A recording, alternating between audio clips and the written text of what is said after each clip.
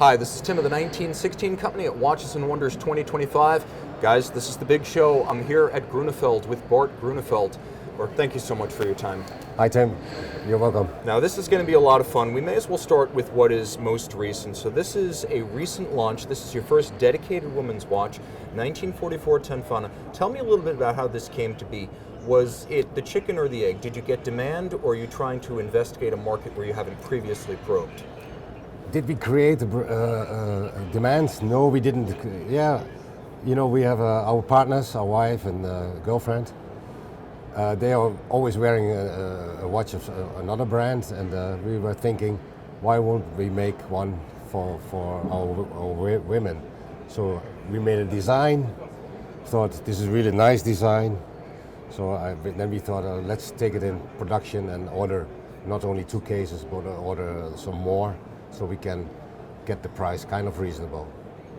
Now it's interesting to me because it is a different size, very similar to the Principia in some ways, very similar case profile to the 1941, but you have made some dimensional changes. What is the new sizing of the watch? This size is actually like 37.5 millimeter in diameter. It looks kind of bigger, but it is 37.5. But you're right, the shape is kind of the same, but we reworked a little bit the dimensions. If you look on the side, the case back and the bezel, they have like a little bit rounded off edges. Yeah, and we made it elegant on the side, especially with the diamonds that follows the profile of the case. And so you have more of a uniformity of bezel compared to the Principia, where you have a little bit of a swell to the bezel at 6 and 12. This is more consistent. Yeah, that's consistent, yeah. To act as a seat for the diamonds. Yeah, exactly, yes. Yeah. Now, the dial is really, in my opinion, just as exciting as the diamonds, and I think this is where maybe the male watch collector would think, you know, if you didn't make that with diamonds, I'd probably buy it. Yeah, we already got some requests. We just tell them, you can buy it and just take the diamonds out yourself and put it towards maybe your next watch. But no, we only make this, we cannot make a watch for every taste.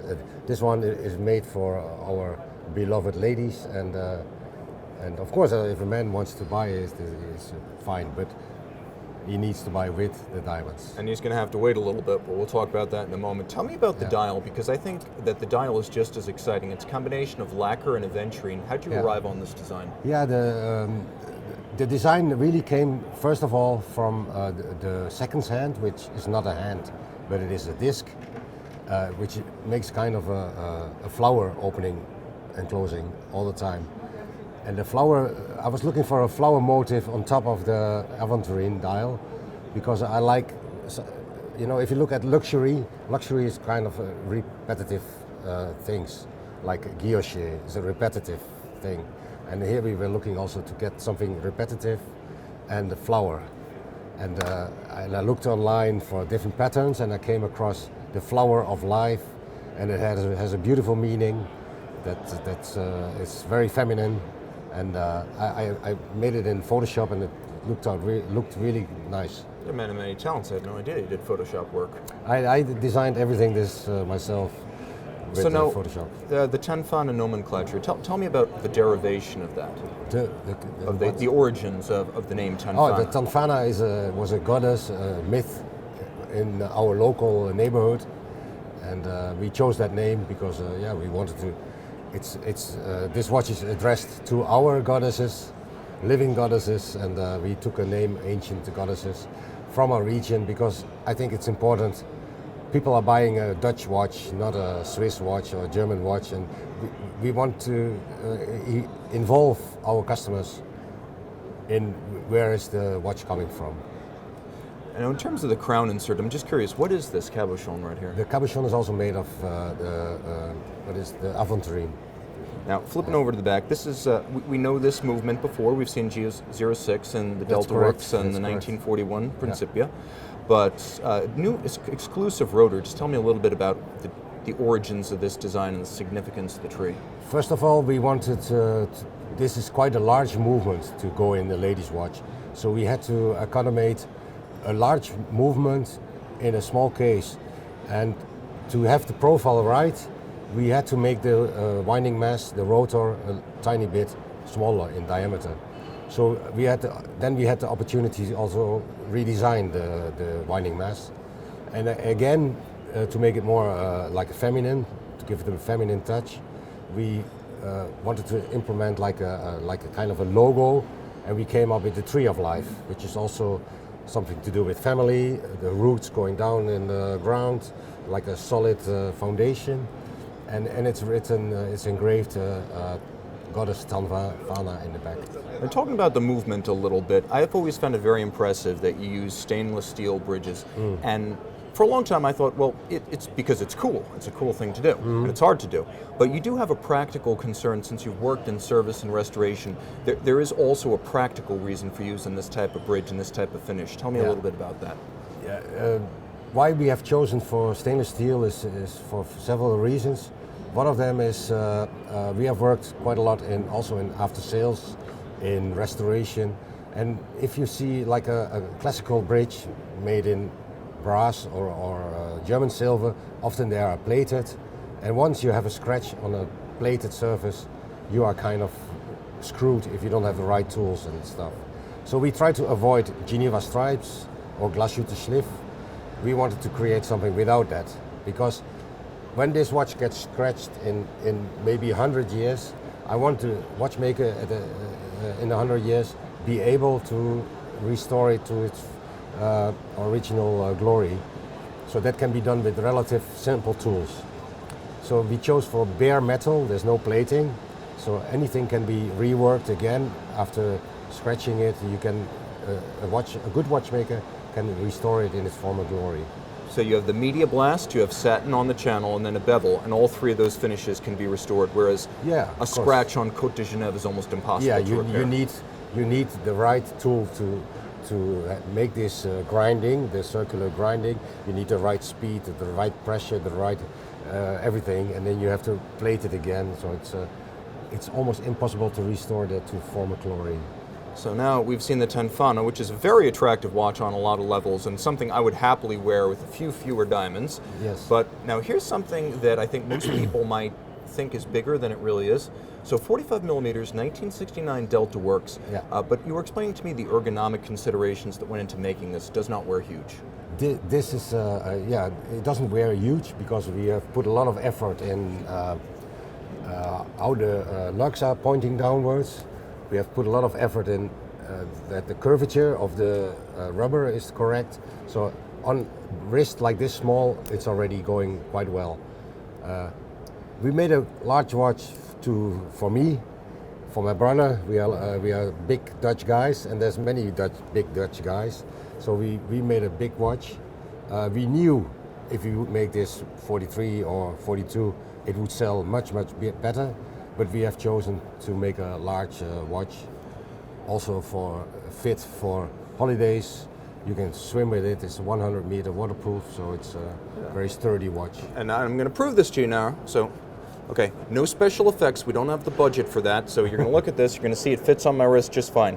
And I am going to swear to you out there, if you've never seen one of these, never tried one of these, my wrist is 16 centimeter. I've got a baby wrist, and this fits just fine. It's also nice and thin, so if you want to angle it under a cuff, that's not going to be a problem.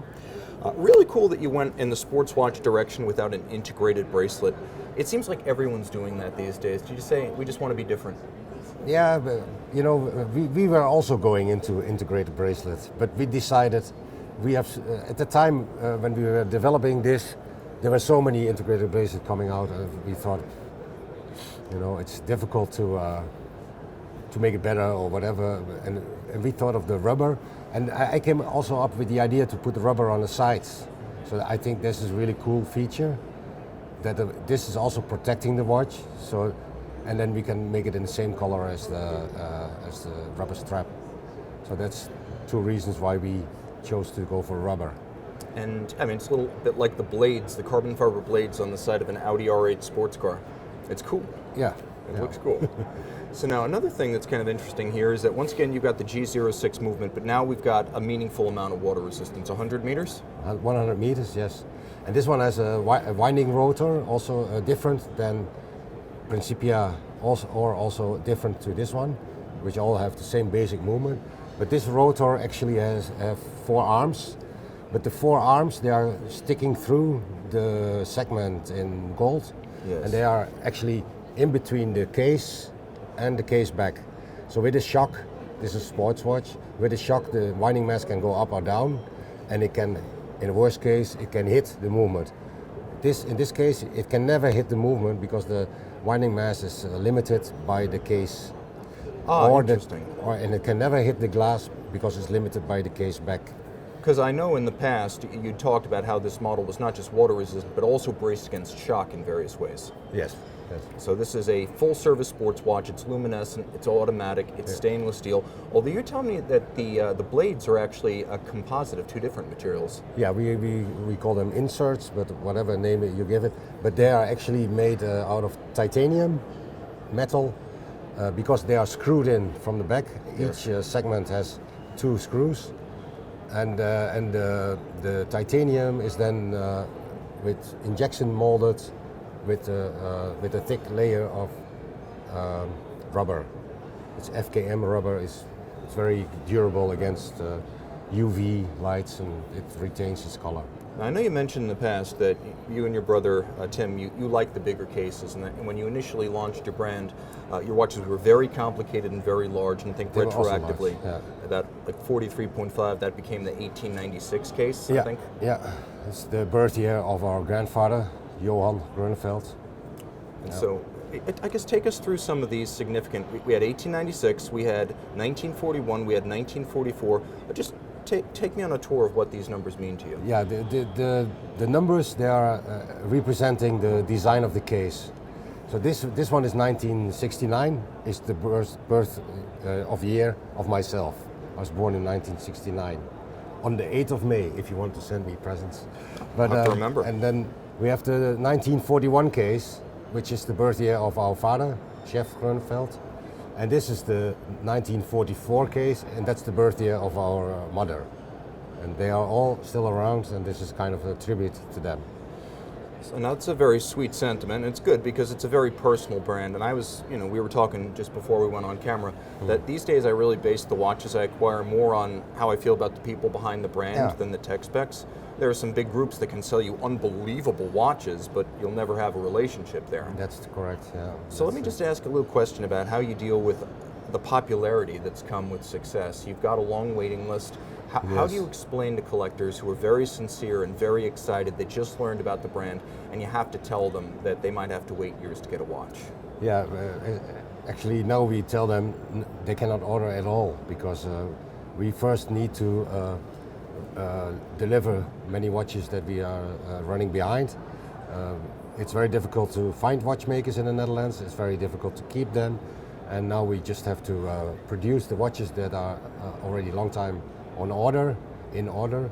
And once we have a little bit more capacity, then we can take on new orders. And so I guess maybe related to this, maybe not, but I was always kind of interested in why you decided to create the Gröna sub-brand. A more accessible watch, higher volume, not a lot, but is this a way of keeping people engaged with the brand while they wait, or is it more a way of expanding your reach in the industry? It is several reasons. One of the reasons is also our creative mind always wants to create a watch, and with that Gröna brand, lower entry, lower priced, we can do crazy things if you like, but it's mostly also to engage younger people, to get them ready for interest in watchmaking and in watches. And I think for that we have succeeded really well. I can now walk through my town, and sometimes I spot a Gröna watch on the young people's wrist, and that never happened to me before. I only see Grönefeld watches at watch events, but I never have spotted one in the wild. How do you figure out who gets one? You made 388 of the manual one.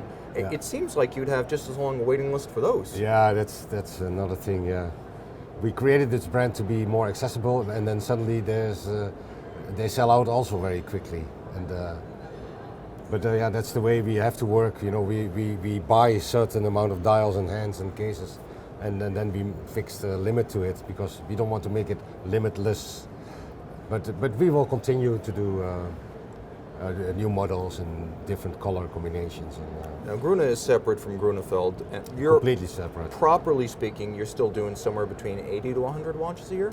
For Grönefeld, we make about 80 watches per year, yes, that's correct. Now this is interesting because this is the watch that had all the buzz back in 2022, and it did win a GPHG Chronograph prize. Yes.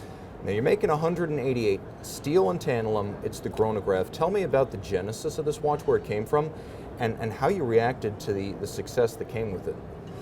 Yeah, the chronograph was already a long time on our mind. When I was a young kid, my first watch was or my second watch was a chronograph. It was a Seiko, by the way, but anyway, you know, it's nice to have a little bit more counters. It's exciting. But then we thought, okay, when we make a Grönograph, we just don't want to have the same mechanism as everybody else. And then we're thinking, well, what can we do?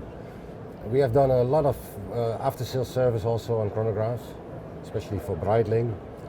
And many times there's one thing wrong in the chronograph, is that the heart-shaped cams, the return to zero cams, sometimes they get damaged if they're used a lot. And to avoid damaging those heart-shaped cams, you have to go slowly with the hammer on the heart-shaped cams. And then another experience of myself and my brother came to mind is the mechanism in a minute repeater is really useful to slow things down. So we actually took a gear train from a minute repeater, hooked it up to the hammer. We put teeth on the hammer like a gear, and it's connected to a governor, speed regulator. So when the customer goes back to zero, the governor starts to spin and the hammer goes down slowly, so it will never damage the heart-shaped cam. And that also makes really nice visual theater for the customer. And that's why it's on the dial. That's why we put the governor on the dial. Now the watch is very popular, and I'm just kind of curious because you're maxed out. I'm sure all 188 are sold or spoken for. How do you define success? And I've asked the same question a lot of brands that have more orders than they can handle. Yeah. How do you define success or growth or progress for a company, knowing that it's only ever going to be 80 to 100 watches, knowing that it's going to be years before you can take any new orders? Yeah, that's a thing it's quite difficult to deal with, because I like to please everyone, you know. It's never nice to say, sorry, I cannot take orders. I'd like to make people happy, you know, but yeah, we just have to be in that way. Sometimes I feel arrogant to tell them, sorry, you can't get an order, can't get a piece. On the other hand, those people, they might go to the secondary market and they pay a good price for it, and new customers, they think, I really need a watch for Grönefeld, and it's a vicious circle. And yeah, as an aftermarket guy, I can tell you they sell well, period. So Yeah. they're always much appreciated. yes, But yes. I don't understand then, and just help me out. It takes a lot of effort and resources to be here at Watches and Wonders. Why Yes. set up shop and go through the week of 12-hour days and the parties and the meetings if you don't Yeah. have to? It's all about meeting you. Oh, I'm honored. No, we are here to show that we are still alive, that we are making watches. People are here sometimes, I placed an order a while ago, can I try it on the watch? And of course you can try it on. And it's to keep connected with our customers and also with our colleagues. It's fun. It's a fun week to be here. This has been an absolute blast. The watches are incredible, and I deeply appreciate you coming out here, even though frankly you don't have to. No, So, no. hey, thank you so much, Bart. You're welcome, Tim.